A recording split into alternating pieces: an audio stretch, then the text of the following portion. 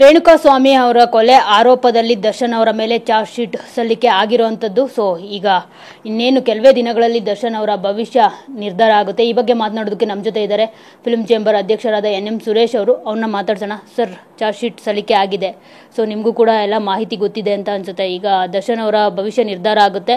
So ಅದ್ರ ಮೇಲೆ ಕನ್ನಡ ಚಿತ್ರರಂಗದ ಭವಿಷ್ಯ ಕೂಡ ನಿಂತಿರುವಂತದ್ದು. ಯಾಕಂದ್ರೆ ದರ್ಶನ್ ಅವರು ಇಲ್ಲದೆ ಕನ್ನಡ ಚಿತ್ರರಂಗಕ್ಕೆ ತುಂಬಾನೇ ಲಾಸ್ ಅಂತಾನೆ ಹೇಳ್ಬೋದು. ಸೊ ಏನ್ ಹೇಳ್ತೀರಿ ಸರ್? ಮೇಡಮ್, ಈಗ ಕಾನೂನಿನಡಿಯಲ್ಲಿ ಚಾರ್ಜ್ ಶೀಟ್ನ ಅವರು ಕೂಲಂಕುಷವಾಗಿ ಕಳೆದ 3 ತಿಂಗಳಿಂದ ಪೊಲೀಸ್ನವರು ಅದು ಪಾರದರ್ಶಕತೆಯಿಂದ ಮಾಡಿರ್ತಾರೆ.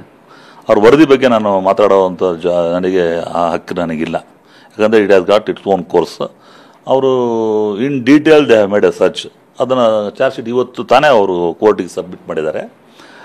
ನಾನು ಒಂದೇ ವಿಚಾರ ಹೇಳಿದ್ರೆ, ಕಾನೂನಿನಡಿಯಲ್ಲಿ ಎಲ್ಲರಿಗೂ ಒಂದೇ ಕಾನೂನು.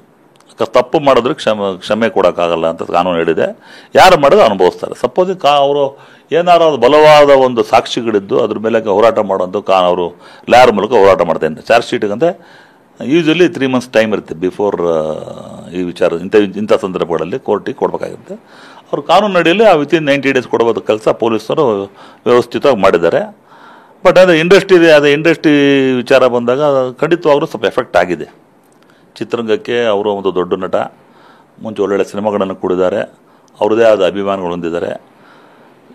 ಆ ವಿಚಾರ ಬಂದಾಗ ನಾವು ನಮ್ಮ ಚಿತ್ರರಂಗಕ್ಕೆ ಏನೋ ಒಂದು ತೊಂದರೆ ಆಗಿರೋದು ಸತ್ಯ. ಕಾನೂನು ಅಡಿಯಲ್ಲಿ ತಪ್ಪು ಮಾಡಿದಾಗ ತಪ್ಪಿತಸ್ಥರಿಗೆ ಶಿಕ್ಷೆ ಆಗೋದು ಕಾನೂನಿನ ಪ್ರಕ್ರಿಯೆ ತಗೊಳುತ್ತೆ.